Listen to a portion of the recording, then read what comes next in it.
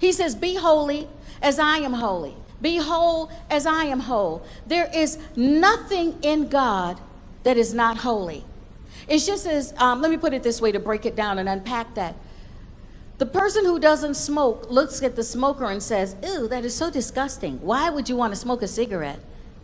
And you're not tempted by it because it's not in you. The love of caffeine is not in your system, so you don't relate to what would drive that person to be addicted to that cigarette. You get where I'm coming from.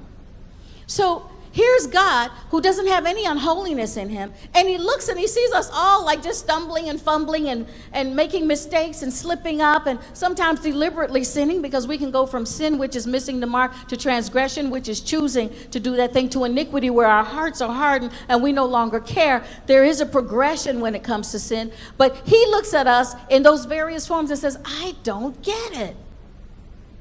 And this is where Jesus comes in. He goes, you know what? I think I need to go down and see what's going on down there and come back and report. So he does. He volunteers. He comes first to die for us, to give payment for that, because he knows that God cannot accept us into his presence in our unkept state. And so he comes, but he also walks with us.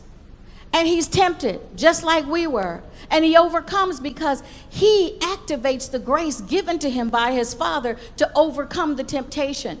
And when he dies and rises and ascends back to heaven, it says he now sits at the right hand of the Father, interceding for us actively 24/7. Why? Because he can relate. And every time that God says, I don't get it, let me just wipe him out, he says, no, chill, Dad. I've been down there. It's difficult. I went through that. I understand the mindset. They don't know how to employ the grace all the time, but they're coming. They're coming. I've promised you. I've asked you in the prayer in the garden not to let me lose one that you've given me. You've given them to me. I'm standing in the gap for them now, and I'm asking you for your mercy and your grace to be extended to this one.